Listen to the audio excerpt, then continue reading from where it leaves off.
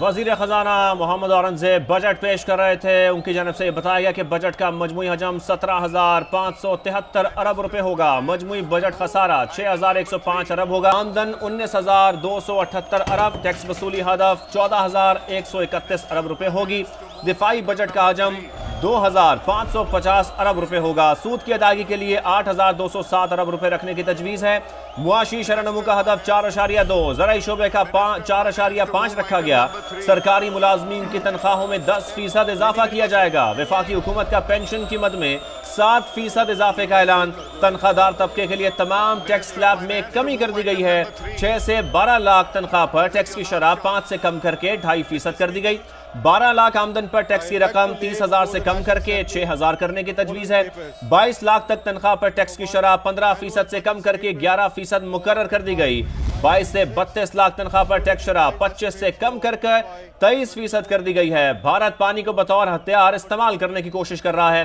محمد اورنگزیب کی جانب سے یہ بھی کہا گیا کہ پانی کو روکنے کے اقدام کو تسلیم نہیں کیا جائے گا. حکومت پانی کے منصوبوں کے حوالے سے جنگی بنیادوں پر حکمت عملی بنائے گی.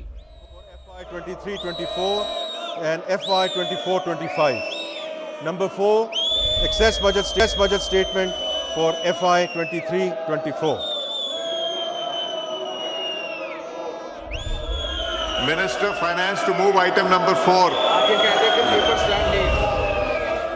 Mr. Speaker, I beg to introduce a bill to give effect to the financial proposals of the federal government for the year beginning from the first day of July 2025 and to amend certain laws, the Finance Bill 2025.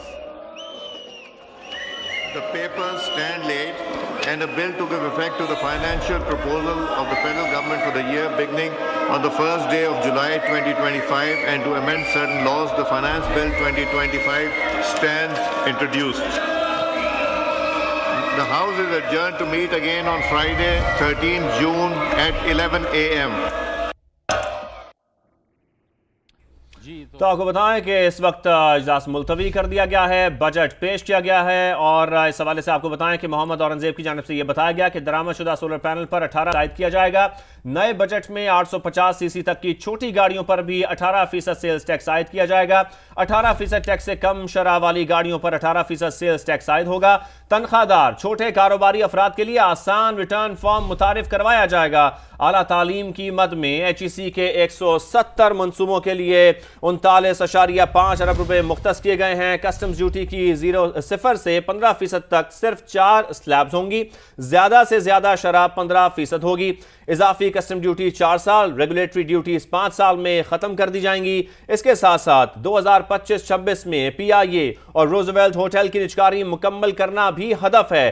Diamer بھاشا dam کے لیے 32.7 ارب کے حوالے سے بھی انہوں نے بتایا کہ 32.7 ارب اور مومن ڈیم کے لیے 35.7 ارب روپے مختص کیے گئے ہیں.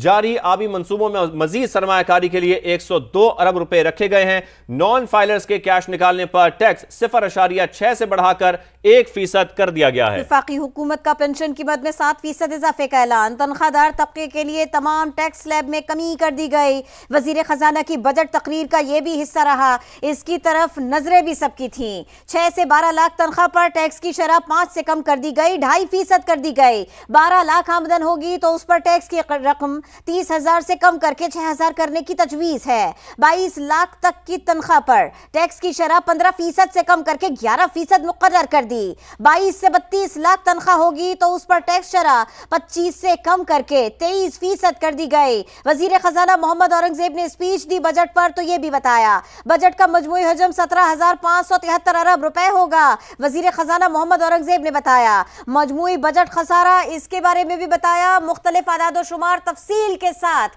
ایوان کے سامنے قوم کے سامنے رکھے.